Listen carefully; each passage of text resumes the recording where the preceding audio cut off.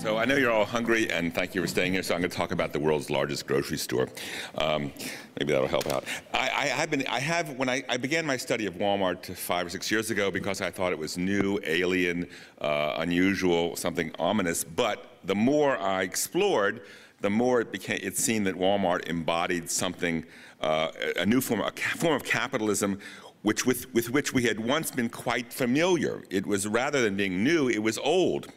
A form of capitalism which had been eclipsed for several industrial generations by the Fordist template that so captured the imagination of managers and scholars alike. So the hypothesis I want to explore in this talk involves an entire sector of the world economy, one anchored by the great discount retailers of the US and Europe, whose Walmart-inspired business model, global ambitions, and sheer economic influence herald the return to prominence and power of a particular organizational form in the history of world capitalism, which we once thought long past.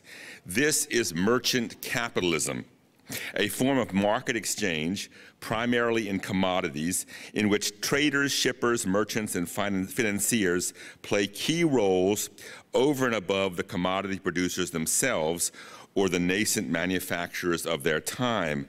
The use of the term merchant capitalism to describe the contemporary role played by Walmart and other global retailers is not a metaphor. It's not like robber baron or captain of industry. It describes a new or renewed economic and political reality. And it's an economic structure whose global reach, political agenda, and labor relations bulwark the conservative neoliberal turn that has shifted politics and culture to the right throughout those North American nation states, which once seemed so firmly on the road to social democracy, at least looking back 60 years.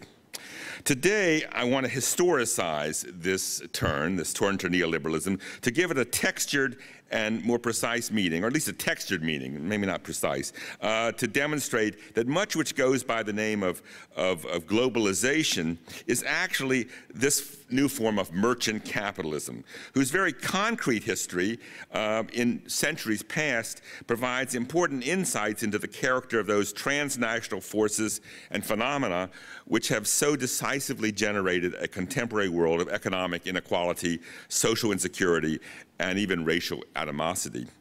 Mark Twain once wrote, "History never repeats itself, but sometimes it rhymes." So retail hegemony in the 21st century echoes, even replicates, features of the mercantile regime once presided over by the great 17th and 18th century merchant and banking houses of Amsterdam, Hamburg, and the city of London. The US, the United States of the colonies, would soon become a continental nation in their own right. But at the dawn of the American Republic, a similar, if less imperial-minded set of seaboard traders, shippers, and bankers dominated much of the political and cultural life of the antebellum era. The power of these wholesalers, jobbers, and merchants to make a market and manipulate it for their own purposes put them at the center of commerce, politics, and culture until the Civil War. Like the computer-savvy mass retailers of our own day, or Wall Street financiers, they monopolized much of the information essential to profitable trade on a global scale. Where were the customers? Whose credit was sound? Where were the best and most reliable sources of supply? And like Walmart and other global retailers, the most consequential merchants of antebellum America were the free trade, low tariff, cheap goods partisans of their era, whose prosperity was symbiotically linked to a vast world of debased labor at the commodity-producing margins of the Atlantic world. In this talk, I want to highlight three characteristics of antebellum merchant capitalism which have returned in our own time.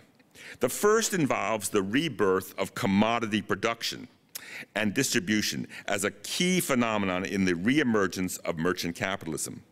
The second looks at the new power today enjoyed by merchant capitalists over and against both manufacturing enterprises and state regulators. And the final structure that gives to contemporary retail-dominated enterprise a resemblance to its 18th and early 19th century forebears involves the debased, even the unfree, condition of labor within the world reconstructed by Walmart and its competitors. The merchant capitalists of 2 centuries ago traded in cotton, tea, tobacco, spices, wheat, sugar, rum, coal, salt, etc. These commodities, largely the product of an agricultural economy, were bought and sold with little or no qualitative differentiation across a market that was transoceanic in scope. Such commodities were fungible, they virtually identical in all essential respects, regardless of who grew, processed, or sold them. Their price tended toward a universal mean, with even if shortages and gluts sometimes generated sharp fluctuations. Today, commodity trade is still important, and there, we sell oil and farm products and whatnot. But two phenomena have transformed what's going on. First is the tendency of what's rare and unusual to become commodified, to become the ordinary. A plain vanilla was once a exotic product of the New World, and now it's plain vanilla, produced in either factories or from Madagascar. But far more important for the story of contemporary merchant capitalism is the sophistication of modern manufacturing technique, computer design, instant information updates, specialized yet flexible machine tools, and of course mass production, which has transformed dozens of complicated devices that were once specialty items or the product of skilled labor into fungible commodities manufactured in huge quantities by unskilled workers. Silicon chips, hard drives, computer monitors, as well as athletic shoes, sports equipment, toys, etc., are all function like commodities in the classic way that a bale of cotton or a barrel of tobacco did. The cell phone is the 1.2 billion produced every year. It's a very sophisticated, complicated device, but in terms of price and the labor that goes into it, it's like a tobacco. The price tends to go down. Unskilled labor, teenage girls produced cell phones throughout Southeast Asia. And manufacturers and brands like Adidas or Nike or Nokia, they fight against that commoditization by branding, by advertising, spending billions. But I think ultimately it's a losing battle. Commoditization of this sort wins out, and the brand becomes debased. And Walmart and the big retailers, I can give you many examples of how they have had the effect of debasing these brands, whether it's bicycles or athletic shoes, or many examples of that. So I don't want to. Okay. So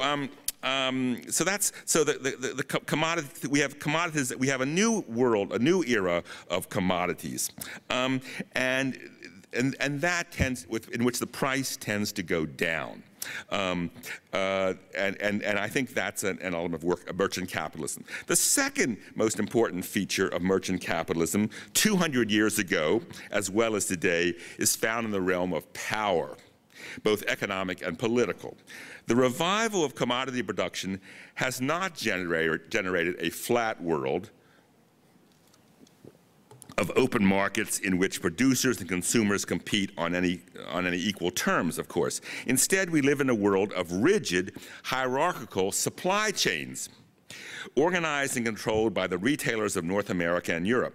More than half of all the containers and half the value of the trade that moves from East Asia to Los Angeles, New York, Rotterdam, and Hamburg are destined for the shelves of the Walmarts, Tesco's, Carrefours, Targets, and the like. I mean, the new movers. If you want to identify what is world trade, you have to look to these retailers and the supply chains that they control. The phrase supply chain, by the way, was unknown in antebellum America. It was unknown in the 1970s, as a matter of fact, as recently as that. But today it does reflect. I think I like the phrase chain. It reflects a kind of hard sense of subordination and mastery. And clearly the retailers are on top. In the antebellum era, A seaboard elite, which was almost exclusively mercantile, it had some of that same power, engaging in shipping, warehousing, or financing commodities that flowed into Boston, New York, and Philadelphia, not to mention London, Liverpool, and Bordeaux, from the great commodity-producing regions of the world. Manufacture was of little consequence 200 years ago, and I think today it's become, yes, there are great manufacturing enterprises in East Asia, but they are so clearly subordinated to the retailers. They are but one link in the supply chain, and that's the way they're thought of. In the same way there's branding, there's advertising, there's manufacturing, there's raw materials, but they're just one link. They are not at the center of the political economy that they once were. I'm going to quote a classic account of merchant capitalism in the early 19th century by Glenn Porter and Harold Livesey. They wrote, "For more than 2 centuries after the initial English settlements in what was to become the United States, our business civilization lay in the hands of independent merchants. Their power derived from their strategic position in all the crossroads of commerce at the nexus between producer and consumer.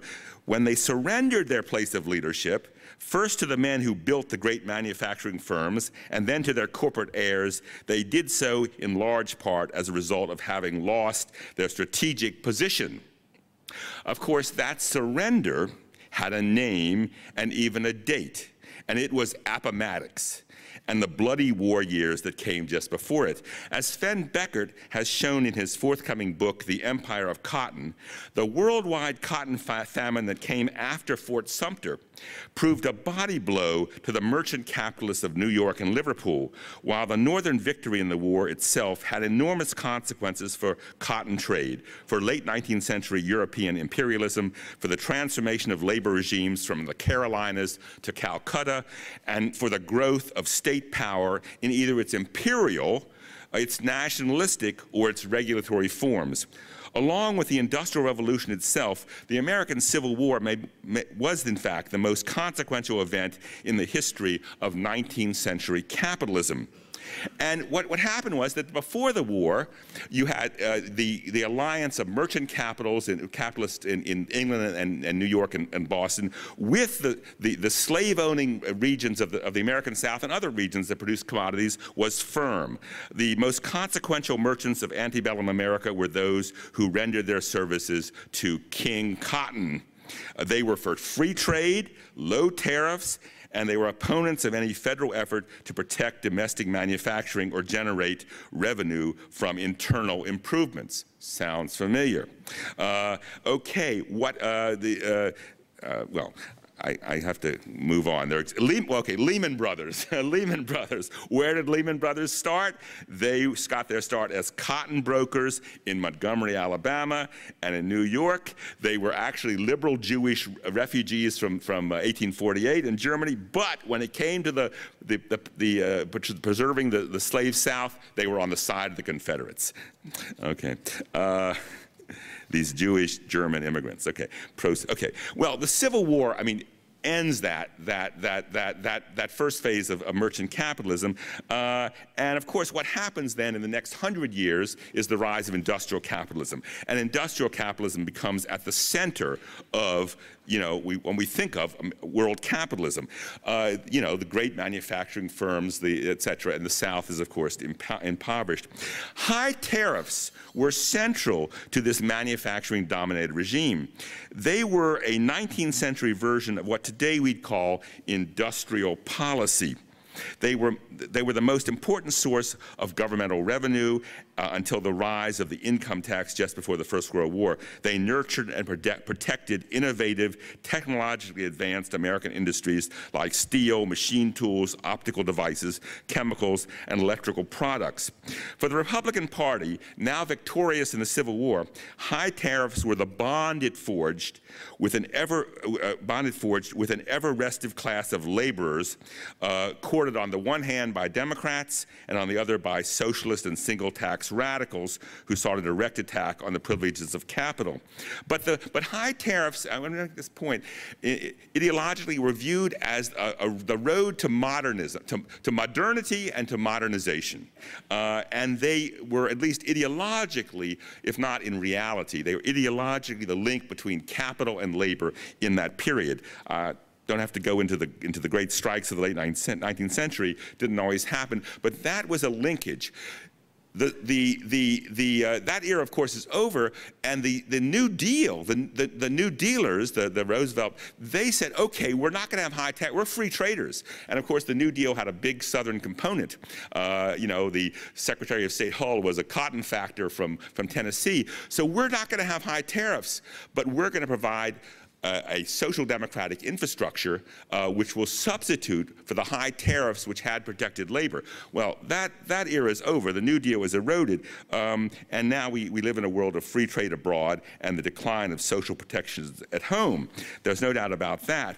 And adding to that, the commodification and the globalization of products which were once produced in the U.S., it creates the crisis we have today. Now, the third aspect, and I'm going to end up very quickly here because we need to get on to this discussion. The third aspect about merchant capitalism is, in fact, I think, the debasement of labor, the tendency of downward pressure on labor throughout the commodity-producing regions of the world. That was true, you know, in the era of slavery, and of course also in the era immediately after slavery, when in India and Egypt and the American South you have forms of free labor that are introduced to produce those commodities. Well, it's true today as well, and I think the reason is because just like cotton 200 years ago, contemporary cell phone-like commodities, etc., they are fungible, and there's a tremendous downward pressure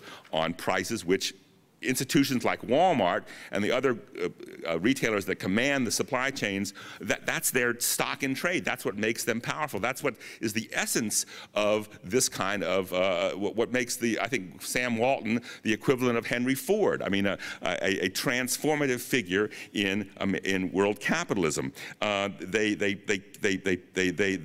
whole buying structure is to lower prices and therefore lower the wages of labor. And they also abrogate the moral responsibility for labor, which even in attenuated form, the Rockefellers or the Mellons or even the Fords once had. And as Andrew Ross once said in a talk he gave a few months ago, he said, the people who were once known as employers, what's happened to them? And by that, in the supply chain, where is the responsibility? Who is the employer in a supply chain? And here, I just want to reference very briefly the word sweatshop. We talk about, sweatshops. We had the 100th anniversary of Triangle just in New York just last 2 weeks ago. We think of sweatshops, dirty, difficult, work. But I would submit that the meaning of sweatshop, and the reason it's come back into parlance today, is more than just people working in lofts sewing clothing. The term sweater was a mid-Victorian term in East London. The sweater was the individual who took the orders from the larger merchants in that era and who purchased some of the clothing and then parceled out the work to tenements and to tailors all around the city. He was the intermediary. So in that context of 200 years ago, the question was, who was the employer? Was the merchant who would ultimately sell the clothing? Was the sweater? Was the contractor or the subcontractor? That was true 200 years ago. And so when it came to reformers in England or America in the 19th century, who do we blame? Who do we look for? Who gets regulated? Because there was this system of contracting, subcontracting. Same is true today, and that's why it's so difficult in East Asia or Bangladesh or China to either impose codes of corporate responsibility or regulatory standards by governments or international organizations, because who is the employer? We have contractors, subcontractors, and a corporation like Walmart can say, not our problem. And I think this is one of the features of the return of merchant capitalism. Now, I'll just conclude in the following way. Another analogy with the 19th century,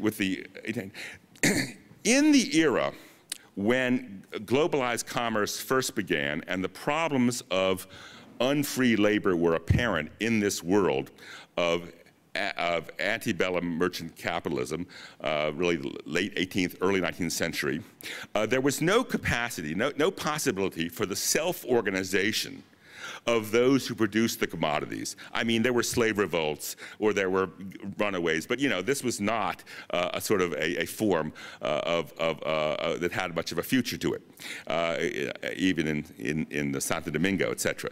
So it was in this era of that the first universal organizations for the amelioration of labor first appeared. The British Anti-Slavery Society was the first NGO. The Congo Association of the late 19th century was another NGO. In the United States, the Consumers League was, in effect, another NGO, non-governmental organization.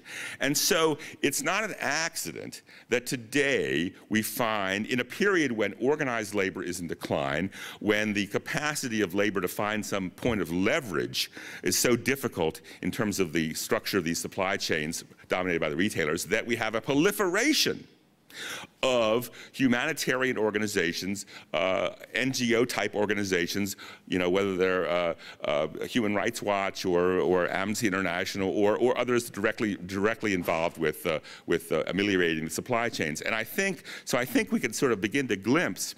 And obviously these NGOs employ the weapons of the weak: exposure, moral condemnation, boycotts, etc. But we've returned again, as it were, in the 21st century to the structure of politics, the structure of conflict, the structure of labor and management discourse that was once apparent in the antebellum period. Now, this is not hopeful in the way that the era of social democracy was, but nevertheless, at least it begins to give us a glimpse of what is possible today. Thank you very much.